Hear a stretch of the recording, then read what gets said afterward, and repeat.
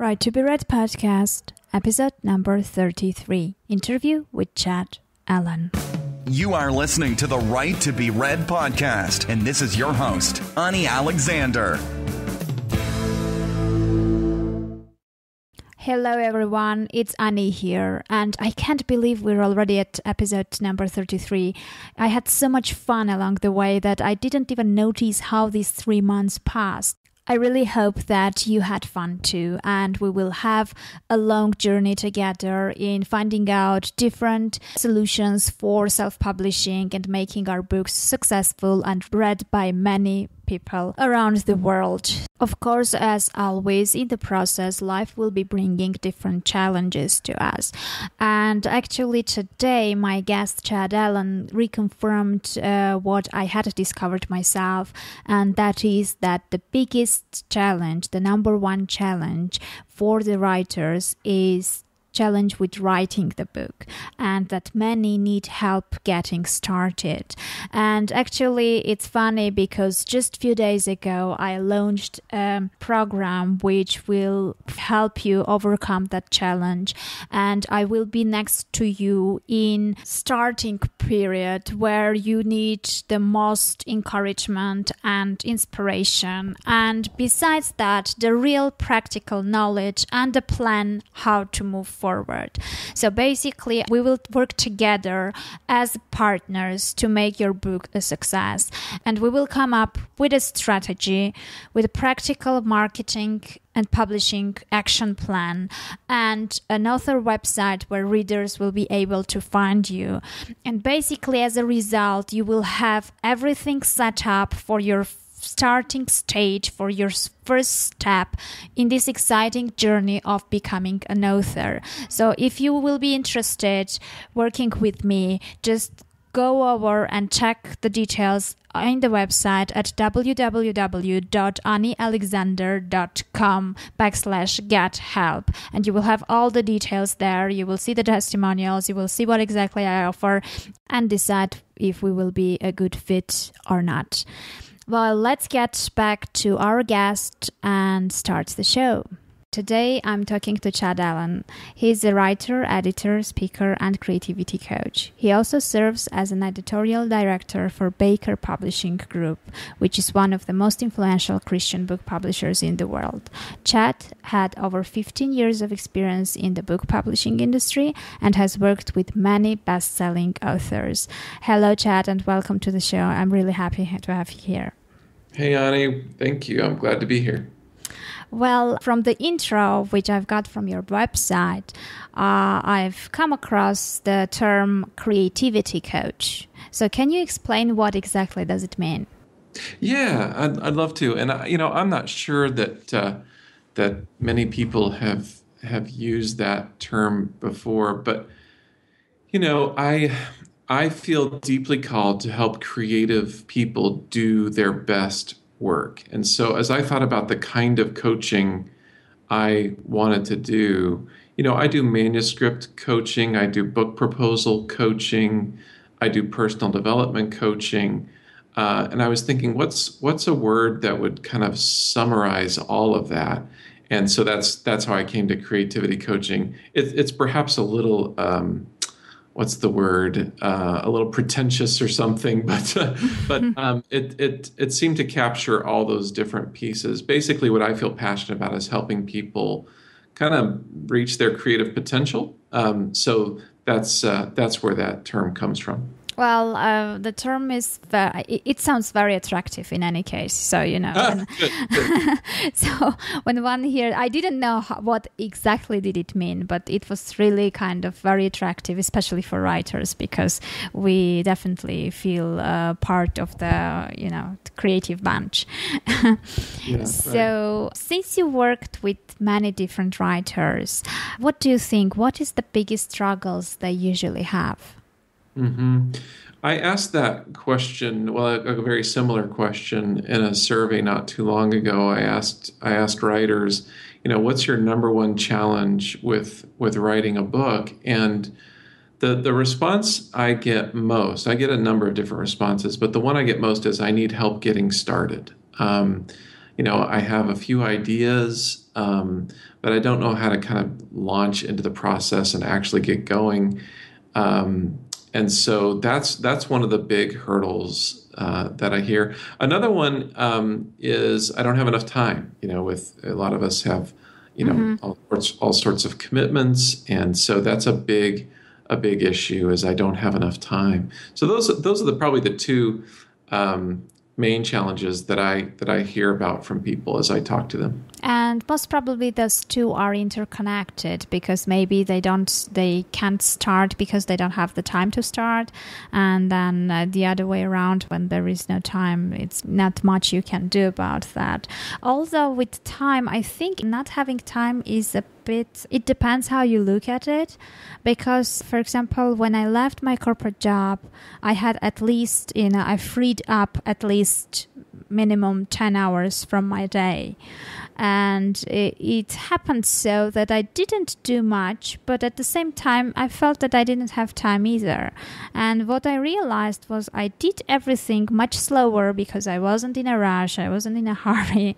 And I also accepted many time killers in my day because I could afford that already. So I was basically, procrastinating a lot and not using the time effectively. And so I'm sure that within the day, if people have a look, they might find different slots of time which they basically just kill, and they can maybe take those and use for writing. Yeah, time is interesting. I tend to think that a time problem or the problem of a lack of time is probably more a problem of mission and priorities. I think when we have a really clear mission of what we want to accomplish, and our priorities are aligned with that mission, we find the time. I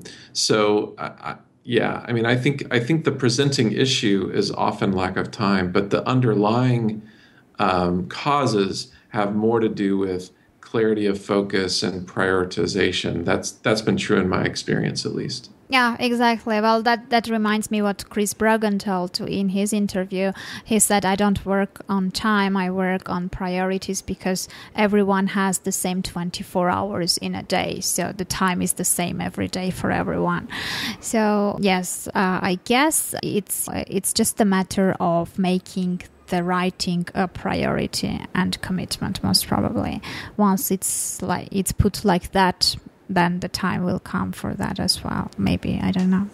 Yeah, that makes sense. So the other thing which I came across with writers is those who start very often quit because they say that at some point we got stuck and we had a writer's block.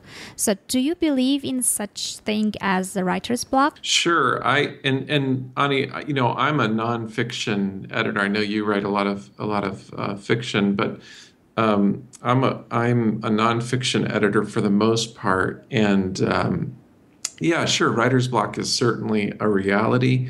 I like to encourage people, to start with a book proposal, because as you write a book proposal, you are creating a plan for the writing. So there's at least a direction that you're headed. If in writing a book proposal, you have to write a chapter by chapter synopsis, and so you at least know where you're going. Now, writer's block still happens, and I definitely recommend taking a breather now and again.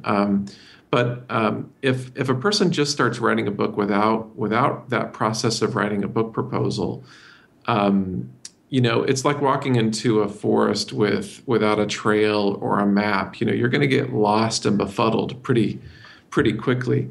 So I do think writer's block is a reality, but I think writing a book proposal can really help with that problem. I see. Yeah. So then they can, they know what they have to write about. And if they get stuck, they just refer to the proposal and go through the points, right? That's right.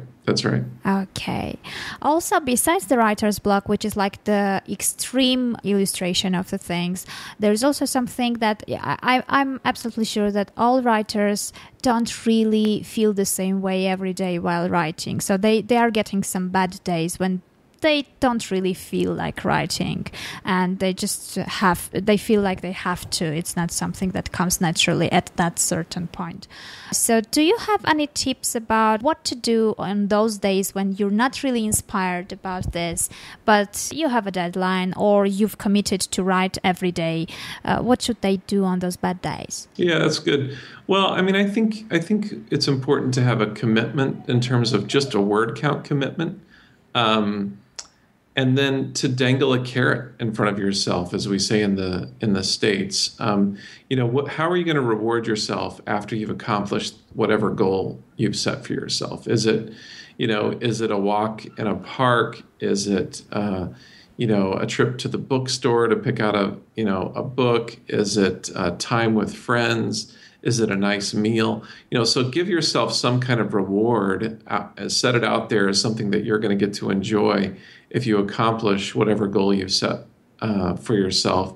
And that's at least in my case, that helps motivate me. Okay, I see. So you bear that reward in mind and then get the motivation to do things in order to get the reward at the end. Exactly. Yeah. Right. Yeah, that's a nice strategy. I never did that, so I have to try. Well, also since you mentioned that you're also an editor, well, as a writer, I have not very good relationship with editing. Actually, like some or many writers, I hate editing. So is there any way to make it a more pleasant process or there's no way? Well, that's a good question. First of all, I think it's important to distinguish between the writing and the editing process, and that writers not try to do both at once. Mm-hmm. So when you're writing, give yourself the space to just write and don't worry about editing. And then when it comes to editing, and I assume we're talking about self-editing. Yes. In this case, I think it's important to recognize that when you write, you're creating an experience for your readers. And so the whole goal of the editing process is to make that experience as compelling and winsome as it can be, or as engaging as it can be. So I think keeping that vision in mind, that you are, as you edit, you're making the experience that much better for your readers. Keeping that vision in mind will perhaps make it a little less burdensome. But the other thing that can make it more enjoyable is just involving other people. Trying to do it on your own can sometimes be tough. Mm-hmm. So asking friends or hiring someone to help you can make it a lot more enjoyable. Mm-hmm, I see. So how is it? Actually, I don't know how the right way is. Usually what I'm doing is I'm writing my book, like the first draft, and then I self-edit it as much as I can, let's say, because English is not my native language, but I write in English. So, I do my best, but apparently even the self-edited version is far away from being perfect. And then I send it to editor to professionally edit the text. So is this the right procedure, or, how is it done usually? Well, it all depends on whether you're self-publishing or you're working with a traditional publisher. I work for a traditional publisher, so what happens in my world is I actually request the first few chapters as the writer writes them. Now, this is after we have gone through the book proposal process, and we've probably done some interaction around the book proposal and the book concept and the structure for the content, etc. So now we're at the point of actually writing some of the chapters, and I asked for a few chapters up front so I can read them and give the writers some upfront input, so they can keep that in mind as they do the rest of the writing. And then when the full manuscript comes in, I review the manuscript, and in 90% of the cases, the manuscript is in a shape where I can work with it and give some suggestions. And this is what I call a developmental edit. So it's not a copy edit; it's a developmental edit. I'm looking at, I'm looking for whether there are gaps in the argument the author is making, or conceptual hurdles they're making the reader jump that they shouldn't have to jump, etc.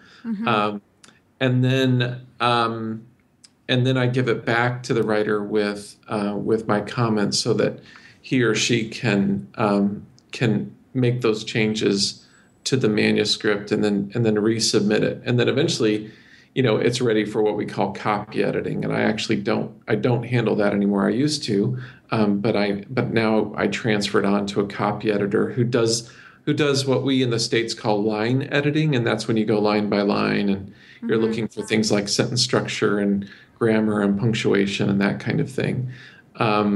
So that's how it works. Where in my context, but there are a few cases where the manuscript is in such bad shape that I give the author some suggestions, but I don't necessarily read through the whole manuscript. I just tell them, this needs more work before you send it to me. But that's rare. If we've given a writer a contract, hopefully we've done enough work to know that writer can deliver a pretty solid manuscript from the beginning. Does that help you understand? Yeah, absolutely. I mean, I'm not very familiar with the traditional publishing because I will be signing a contract only at the end of this month. So I don't know the details and I don't know how it works.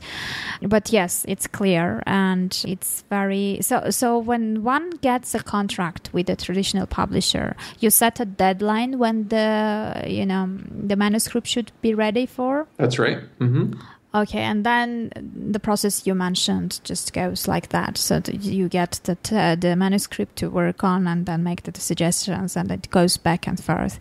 So, and I presume this means that compared to self-publishing, most probably, or I'm mistaken, I don't know, most probably these processes are much, much slower. With self-publishing or with traditional publishing? The traditional publisher is much slower than the self-publishing processes?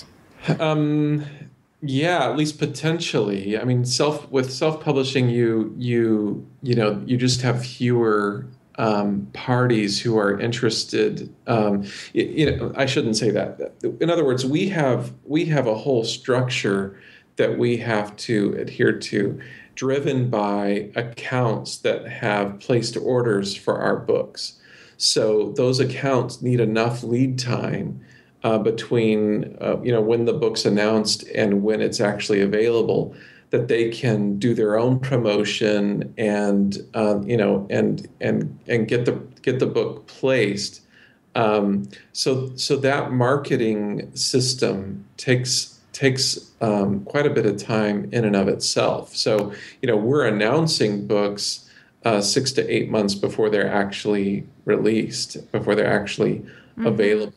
So if we're going to announce books, we need to know enough about that book to be able to make the announcement. So that typically means another 6 months tacked onto that. So it's not uncommon for us to receive the first draft of a manuscript and then not publish it until a year later. And so, self-publishing can happen a lot faster, obviously. Okay, so in average, it takes 1 year for the traditional...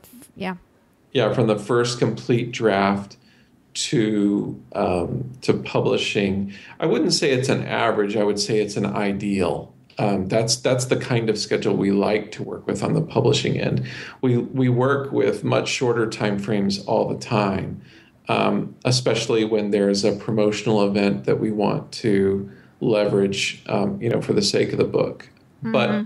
But in an ideal world, in a perfect world, we'd have that amount of time to do the developmental edit, the copy edit, the proofing, the printing, the binding, the shipping. I see. Well, as you mentioned, one has to distinguish and separate the writing and the editing.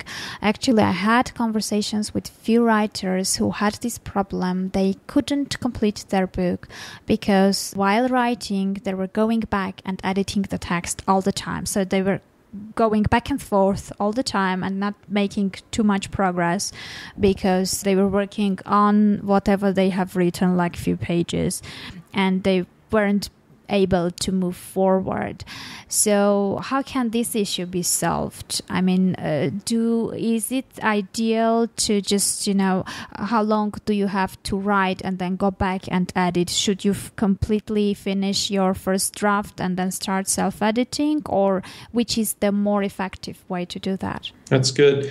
Well, I tend to listen to and agree with Anne Lamott, author of Bird by Bird, as well as some other books. Mm-hmm. And she says two things about this. One thing, or she says at least two things about this. One of the things she says is that she has this great line in Bird by Bird, perfectionism is the enemy of the people, Yeah. which I think is terrific. And I think people that struggle with let's say prematurely self-editing are people who are letting perfectionism become their enemy.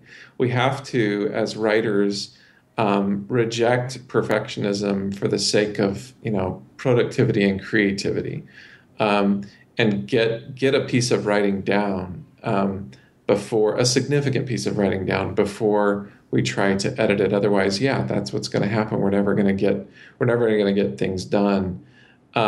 So I wouldn't be so dogmatic as to say you must write your full manuscript before going back to edit any of it. I don't know that I'd be that adamant, but you definitely want to clear your mind of the editing voice and simply write for some significant period of time before you go back over and edit it. For one thing, like W.H. Auden said, how do I know what I think until I see what I say? You have to let yourself write for a while before you really know what it is that's within you. And if you're always editing, your own voice will never have a chance to come out. So anyway, hopefully something is helpful about that. Yeah, absolutely. So you worked with many best-selling authors. So could you predict that they would become best-selling authors when you saw what they've written? Well, some authors have a track record of being best-selling authors. So in those cases, you certainly have higher hopes than when you're working with a new writer. Mm-hmm. So there's that element that helps with the ability to predict. And then, there are some concepts that are just so winsome that you think you just have this feeling that this is really going to touch a nerve out there. Or the story is so good, the writing is so good that as you're working on it, you realize, wow, we may really have something here. So those are and by the way, those have directly to do with kind of the three main elements of publishing success: a writer's platform. If a writer has a success record, a best-selling record, then they probably have a platform. And platform I just define as, your own ability to bring exposure to your book.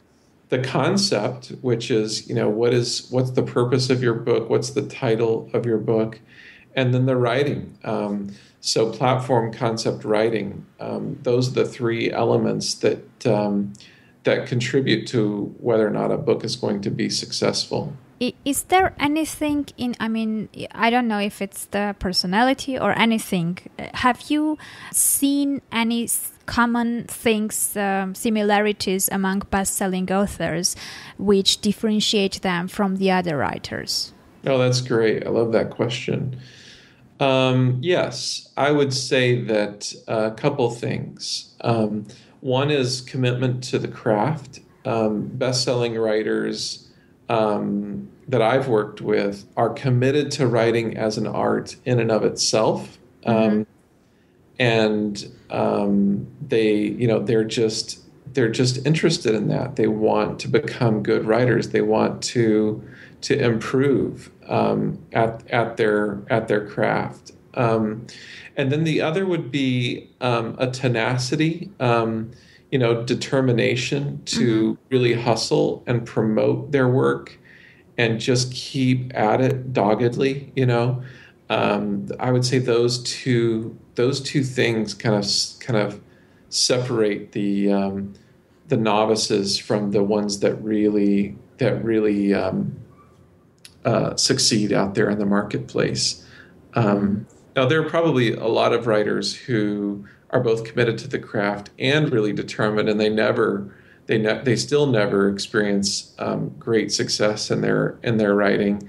But certainly, those who do succeed, the ones I've worked with, they don't succeed without those two elements. So those would be the two that I'd point to. Okay, and the other way around, I think that, if those two elements are not there, even if the book itself, in terms of quality, is a very good book, it still may not make it, right? Because those two elements were crucial. That's right. Yeah, and I would say that my advice to writers is, if you really want to make a career of this, just realize that it's probably going to take more than one book before you're known out there. So, in some ways, getting the first book behind you is a huge step, because then you can start focusing on the next one and the next one. So, commitment over the long haul to become better at your craft and to slowly build your tribe, the group of people out there that is interested in what you're doing. That really does make the difference, I think. Okay, you mentioned art, and which made me think about commerce as well, because while talking to some traditional publishers, when they are looking at your manuscript or the summary of the book, before they decide whether they would be interested potentially in you or not, while looking at the book, they determine the potential commercial value of the book.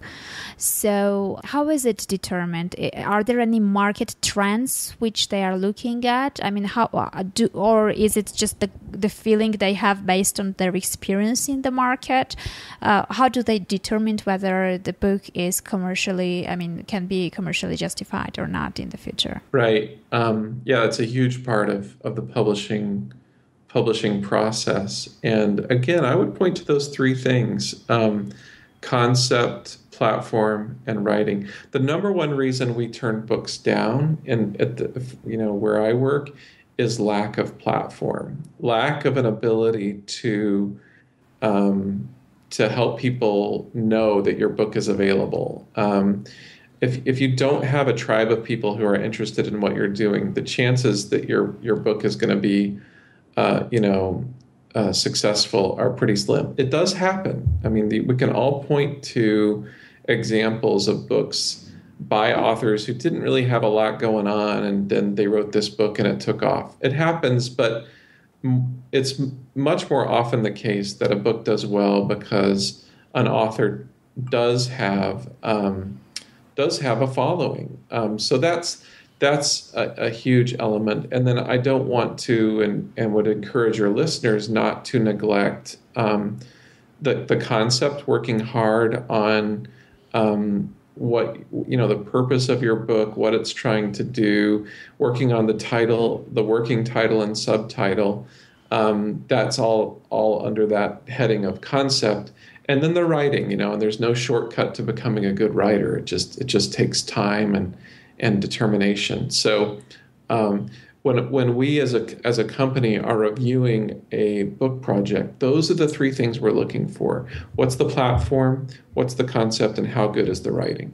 Okay, I see. So it means that these days writers, if they would prefer only to write, that's not the case. I mean, they can't do it anymore. These days, parallel to writing, they also have to promote their books, which they have already written. And also, parallel to that, they have to continue building their audience and building their platform. Right. I mean, I think there are a few writers out there who basically spend their time just writing. And they've become so successful that the market anticipates their next release, and they make enough money that they can do that. But that takes a long time. It takes a long time to get there, typically. Again, we can all point to exceptions. Mm-hmm.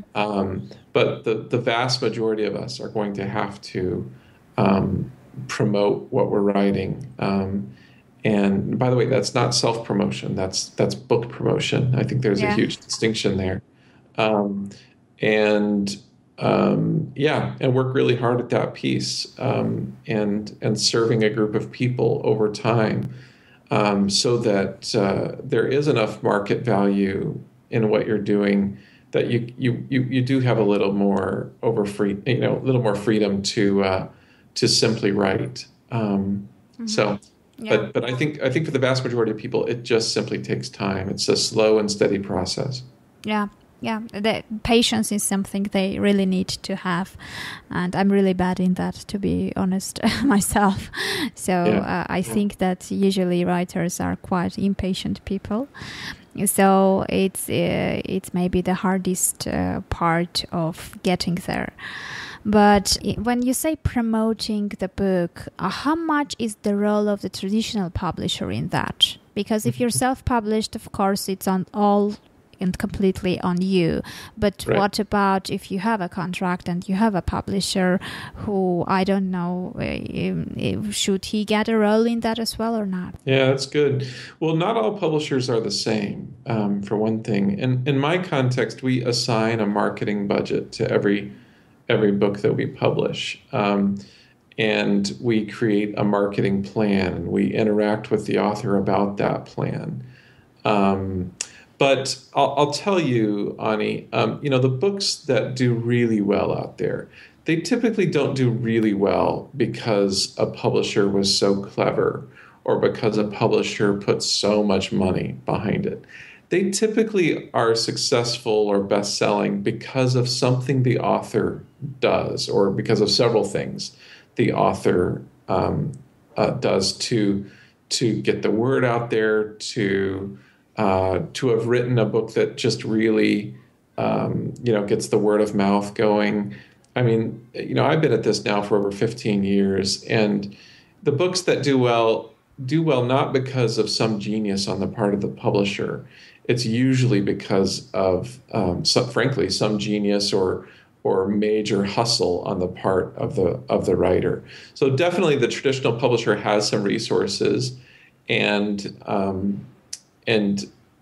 a publisher worth its salt is going to make the best possible use of those resources to get as much bang for their buck as they can. But few are the cases where the publisher turned a book into a success. It's much more often the writer who makes that happen. Mm-hmm. I see. And maybe before we wrap up, I would like to go back and tell that you also have your personal blog for writers, right? It's targeted mainly for writers? Writers are a huge part of my audience, and then creatives and entrepreneurs also. Okay, so what made you decide to create a blog and write for creative people? I have just, I just feel deeply called to help people manifest their creative potential. That's just something deep within me. I'm a person of faith, and I think maybe that's God's calling on my life. And I thought, well, if I want to do that, what's the best way to do it? And over time, I've been blogging now for about 3 years. It was a process. I had started a blog and then I quit it, and then I don't know, I might have seen a talk or read a book somewhere along the way, and I just realized, no, this really is something I want to do, and I want to get serious about it.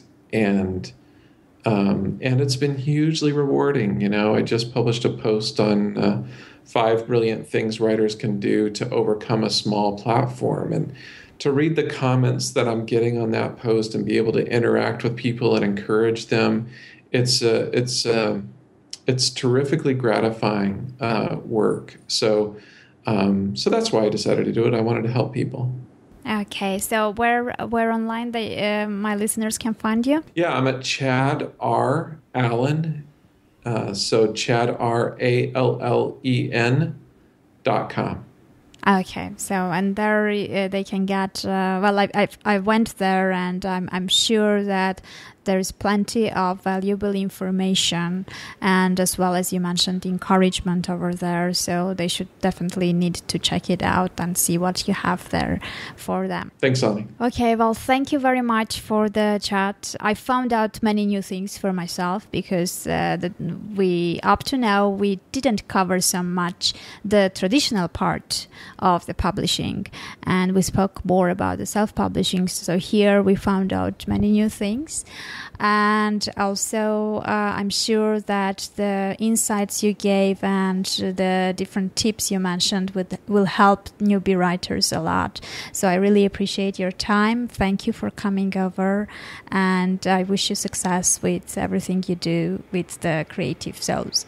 Well, thanks, Ani, and congratulations on being one of, if not the only podcaster in Armenia.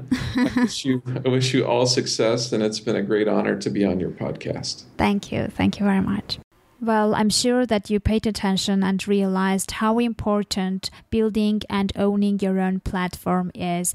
And I would like to mention that it does not apply only to the traditional publisher, but to self-publishing also. So just don't waste time while writing. Parallel to that, try to build your own platform, try to get potential readers around you, build relationships, and make sure that by the time your book is out, you're already all set and you have people who impatiently are waiting for your book. Well, that was it for today. So 2 small reminders as well.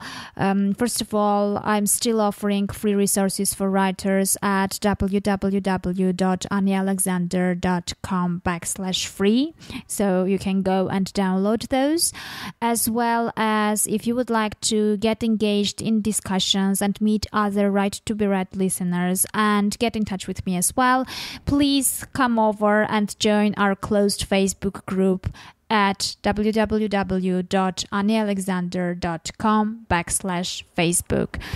I would also like to remind you that I'm also interviewing Right to Be Read podcast listeners. So if you are my listener and would like to be interviewed by me, just send an email to ani@anialexander.com, Ani spelled A-N-I, and let me know what's the interesting story that you want to share with our listeners and why you should be the one who has to be interviewed. Just let me know, tell your story, and I will definitely get back to you soon. Well, that was it. So go ahead, write your dose of writing for today, start working on building your audience, and I'll meet you in the next episode.